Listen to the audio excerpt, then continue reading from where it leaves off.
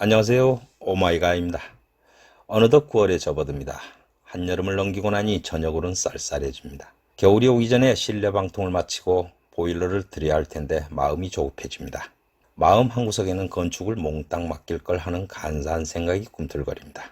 하지만 갑니다. 끝까지 갑니다. 더 이상 할 게 없을 때까지요. 전기 CD 배관을 위한 철복수를 적정 장소에 부착합니다. 천정장선에 붙어있는 철복수는 전선 접속 부분이거나 전등이 설치될 위치입니다. 모두 차후에 제작될 가구나 공간에 맞추어 부착하였습니다. 그러나 예상외의 변수는 항상 있습니다. 전기 CD 배관을 시작합니다. 천정장선이나 스터드에 최소한의 홀 가공을 하며 배관을 합니다. 배관의 생명은 직각이며 차후 단열재 부착의 간섭을 최소화할 수 있도록 신경을 많이 씁니다. 드디어 1층 실내로 물을 끌어들입니다. 여태 배관 자재의 미비로 마무리 못한 냉온수 배관을 마무리합니다. 수전박스 일자형도 구하여 설치합니다. 스티로폼을 잘라내고 배관을 그 사이로 배치합니다. 2층에도 냉온수 배관 작업을 합니다. 배관을 마쳤지만 상당히 심각한 실수를 한 것이 하나 있는데 나중에야 수도꼭지를 닮아서 깨달았습니다. 무엇일까요? 1층 위 다락의 CD 배관과 계단실 전등 배선을 합니다. 다락의 전등과 전열 회로를 위한 CD 배관을 합니다. 전등 배관 시에는 스위치와 콘센트 위치도 고려하며 배관하여야 합니다. 모든 CD 배관은 시작점인 배전함과 분전함으로 모입니다. 저 관들을 배전함에 안착시켜야 하는데 어떤 방식으로 할까 고민합니다. 계단실의 전등을 위한 3로 스위치 회로를 구성하는데 CD 배관을 하지 않고 드릴 구멍만 내고 원형 케이블로 배선을 합니다. 계단 부분이라 호를 최소화하기 위해서입니다. 스위치와 콘센트를 구입하기 위해 필요한 자재를 계산해 봅니다. 주택 설계를 하면서 캐드로 만들어 둔 골조도면에 볼펜으로 배선도를 그려보면서 자재도 산출해 봅니다. 스위치도 19, 29, 39, 69 머리 좀 쓰게 합니다. 배선 계획을 무작정 하는 게 아니고 CD 배관 내에 입선 가능 회선수를 고려해야 하는 거라 많이 그려보고 계획을 세워야 합니다. 그리고 인덕션용으로 4스퀘어 입선도 고려합니다. 배전반을 레이아웃하고 배치합니다. 주택 2층, 주택 1층 비닐하우스 메인을 상단에 배치합니다. 하단 분계로의 좌측은 전열, 우측은 전등으로 배치하고요. 2층과 비닐하우스에는 별도의 분전반을 설치할 것입니다. 짧은 동부스반은 전기 자재성에서 구입하고 메인 부스반은 차단계 배치에 따라 직접 가공한 것입니다. 물론 외부에 계량겸 쪽에 총메인 배전함이 별도로 있습니다. 외부 벽등을 개조합니다. 내부 소켓 부분을 없애고 LED 등을 장착하고 풍뎅이처럼 도색을 합니다. 벽등 중에 제일 저렴한 것을 구입해 변형시켜 봤습니다. 조금 유치하지만 벽 색상과 어울려 봅니다. LED 등으로 전체를 구성하려니 비용이 만만치 않습니다. 등기구별 가격도 천차만별이라 욕심대로 하다가는 배가 산으로 갑니다. 가을 배추가 제대로 자라고 있습니다.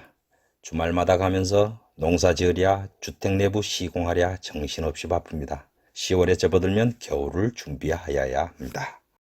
드디어 따따시 온돌 재료가 도착하였습니다. 인터넷 홍보를 열심히 보고 건축 박람회에서 실물을 보는 후 심사숙고하여 바닥 난방에 따따시 온돌 시스템을 도입하기로 합니다. 그때 가격이 온돌 판넬이 평당 11만원, 항토몰탈 한 포에 1만원 정도로 평당 8포대가 소요된다네요. 지금 시세를 보니 1만 3천원 정도, 그 사이 30% 자재비가 인상되었네요. 온돌 철판 수백 장과 황토몰탈 250포대 정도를 길가에 부려놓고 대형 화물차는 떠납니다. 마을 창고 공사로 진로가 엉망이어서 어쩔 수 없었습니다. 제 에마의 뒤트렁크에 10대포씩 나눠 싣고 집터로 옮겼습니다. 한 포대에 25kg입니다.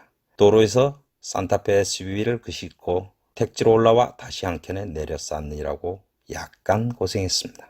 바닥에 부지포를 깔고 쭉 배려봅니다. 헛짓거리인지 아닌지는 난방을 해보아야 결론이 날 것입니다.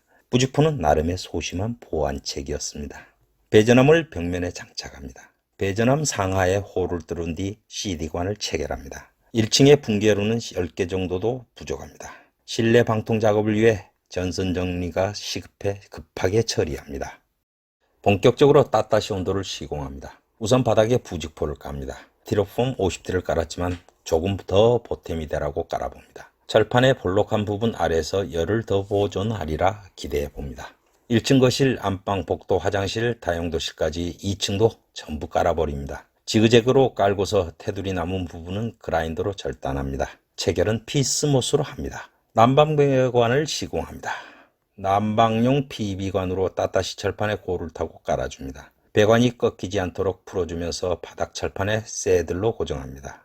배관이 들뜨거나 하는 것은 없었습니다. 화장실의 배관은 안방을 깔고 분배기로 해수되는 부분에 지나가면서 난방이 되도록 배치하였습니다. 겨울에 화장실 바닥은 뜨겁지는 않아도 차갑지도 않습니다. 2층으로 올라가는 냉온수 주배관을 시공합니다. 2층으로 직수관만 뽑아 올렸는데 보일러에서 나가고 들어오는 배관과 보충수 배관도 추가로 올라가야 해서 좁은 틈새로 뽑느라 힘들었습니다. 확실히 건축은 종합적인 감독이 필요합니다. 전 공정을 조절할 수 있는 능력 말입니다. 애초에 2층 바닥에 구멍을 뚫을 경우 앞으로 필요한 타공수가 나와야 하는 것이죠. 1층을 통틀어 비슷한 선로 길이가 되도록 세심한 분배가 중요합니다. 1층이 6회로, 2층이 4회로가 깔렸습니다. 평면도에서 여러 번 그려본 후에 시공하였습니다. 몰탈 반죽계의 신병기를 소개합니다. 운동기구의 대변신입니다. 집에서 먼지만 쌓여있던 옷걸이 용도의 운동기구를 활용해 봅니다. 후면의 무게추를 반죽기 무게와 비슷하게 하면 상하 운동에 거의 힘이 들지 않습니다.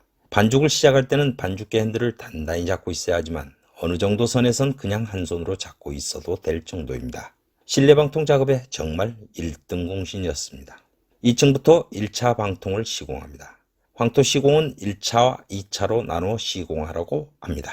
하란 대로 합시다. 시공법은 개발자의 수많은 시행착오 끝에 나온 것이니 처음 하는 저보다는 나을 것입니다. 1차 방통은 수월한 편입니다. 수평을 맞출 필요가 없으니까요. 그저 온수관이 묻히고 따따시 철판이 묻힐 정도만 깔아줍니다. 평탄 작업도 필요 없습니다.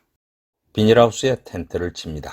방통 작업 중이라 건축적인 실내는 출입할 수가 없습니다. 11월에 접어들어 밤중에 무지 춥습니다. 스티로폼을 돌려 찬 기운을 막아보지만 어림없습니다. 식사도 목욕도 비닐하우스에서 해결해야 합니다. 저 OSB 합판 D가 화장실 겸 샤워실입니다. 금방 적응됩니다. 백날 깔끔 떨어봐야 알아주는 사람도 없습니다. 바닥에 차양막을 깔아봅니다. 따따시 공법에는 없는 방법인데 황토 시공 후 크랙도 줄여보고 1, 2차 시공상에 황토에 접합해 도움이 될까 하고 시도해 보았습니다. 그래도 크랙은 나오더군요. 일 좀 해보려니까 비가 내리는군요. 그렇다고 하루를 버릴 수는 없죠. 강행합니다. 점막을 치고 비 사이로 움직이며 작업을 진행합니다. 역시 2층부터 1층까지 2차 방통을 시공합니다. 이제는 일정한 두께와 수평을 맞춰야 합니다. 인터넷, 유튜브 엄청 뒤졌습니다. 그리고 적절한 방법을 찾았습니다. 유튜브에 인도인이 방통 작업하는 방식으로 했습니다. 설명도 없고 그냥 10여 분 동안 작업하는 걸 보고 따라서 시공하였습니다. 방통 별거 없더군요. 할 수 있습니다. 2층은 잘 되었는데 1층 거실 부분에선 이상하게 수평 맞추는데 혼돈을 주더군요. 넓은 공간은 아직 실력이 딸리나 봅니다. 어찌하여튼 1층 복도까지 마무리했습니다. 기름 보일러를 설치합니다. 엑셀 파이프 저놈은 왜 저리도 뻣뻣하답니까? 부속들 끼우는데 왜 그리도 안 맞나 모르겠고 성질 테스트한 지 원. 하여튼 어설프지만 보일러 설치를 하였습니다. 보일러는 의정부에서 구입해 산타페 뒤쪽에 싣고 왔습니다. 산타페 2열 3열 저 뒷좌석들을 눕히면 웬만한 물건 다 실습니다. 산타페 실용성 있는 좋은 차입니다.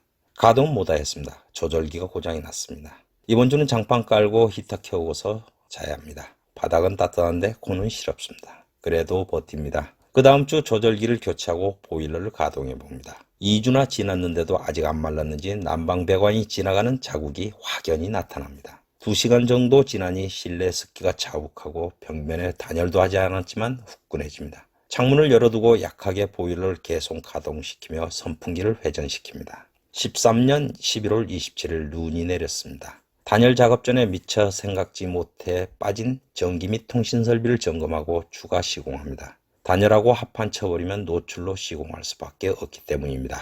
자재 산출용 도면을 그립니다. 앞으로 합판 석고보드, 단열재 등 자재를 주문 넣어야 하는데 적어도 부족하지 않은 근사체 수량을 뽑으려면 경험 없는 자는 이런 도면을 그리는 것도 하나의 방법입니다. 저건 누구의 집일까? 언제 찍었는지 모를 누군가의 집 번호판, 왜 찍었는지 모를 번호판. 저 번호판 하나 얻으려고 이 고생인가? 설마 그럴 리가. 저게 뭔데? 저 멀리 서울 양양 고속도로가 아직도 개통되지 않고 있습니다. 저 부분은 인제 IC 지나서 11km 터널 구간 들어가기 전에 고가 도로입니다. 저희 집에서 멀리 보입니다. 이거 노출하면 안 되는데 마을 정말 좋아요. 적당히 외지인들도 섞여 있고 원주민도 여러 사업들 하고 있고 다들 불필요한 텃세쯤은 터부시하는 아주 좋은 동네입니다. 저 포치의 자재 넓이가 89mm니까 눈이 적어도 6, 70mm는 내렸다는 겁니다. 올겨울 걱정됩니다. 단열도 안 된 집에 겨울은 너무 깁니다. 내년 4월까지는 눈이 내릴 텐데 말입니다. 난로 도면을 그립니다. 이것이 뭐지라고? 나사에서 공개하지 말란 도면인가? 아닙니다. 로켓 스토브 검색 시작합니다. 그냥 응용하여 그려봅니다. 손해는 안 봅니다. 에고, 이 도면에 맞추어 난로를 만들 재료를 최대한 구해서 인제로 향하던 도중 빙판길에 삐끗하는 바람에 동네 전주를 들이받고 난 에마의 모습입니다. 에마는 무슨 사망이죠. 긴장해서인지 온몸이 욱신거리는 상황에 겨우 차에서 빠져나와 보험회사에 연락하고 레카차가 오고 차는 입고되고 대차하여 지팡동집에 오니 겨우 살 것 같았습니다. 가스통 난로를 만들어 봅니다. 다음날 몸이 가뿐해지는 기이한 현상 속에 스마트한 가스통 난로를 만들고 그 다음날 조금 업그레이드된 난로를 하나 더 만들고 불도 피워봅니다. 용접 실력이 미천하여 모양은 엉망이지만 하우스 안에 연통 설치하고 불을 피우니 그나마 좋습니다. 그냥 깡통 난로보다는 연료 절감이 많이 되는 듯합니다.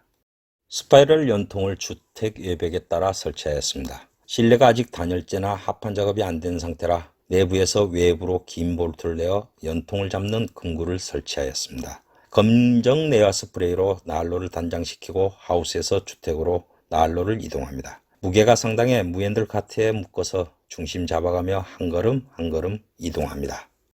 드디어 난로를 설치하였습니다. 벽면에 최대한 붙여 설치하고 연통을 연결한 다음 고풍대를 감아줍니다. 연통이 달궈지지 않아서인지 처음 불을 피울 때 연기가 잠깐 나오더군요. 어느 정도 몸통이 달구어지고 상승기류를 타니 맹렬한 기세로 타들어갑니다. 난로 설계는 크게 잘못되진 않은 듯합니다. 아직 벽면에 단열재를 넣지 않았지만 후끈후끈합니다. 의정부집으로 돌아가는 길에 인재정비센터를 들러봅니다. 앞부분을 전면 수리하는 중이더군요. 눈길, 빙판길은 저속조차 소용없습니다. 몸이 무사한 게 천만다행입니다. 이의 작업이나 앞으로의 작업은 절대 혼자서 하는 시공입니다. 일당인부나 동네 사람, 가족들의 도움은 일체받지 않았습니다. 일의 양이 많고 적고는 조금 더 움직이면 됩니다. 다음 편의 작업은 단열재, 방수, 타일 작업이 시작됩니다. 뭐 중간중간에 쓸데없는 거, 있는 거 만들면서 여유로운 시간도 가집니다. 그럼 도움이 되셨으면 구독, 좋아요 눌러주시고 5부에서 계속됩니다. 감사합니다.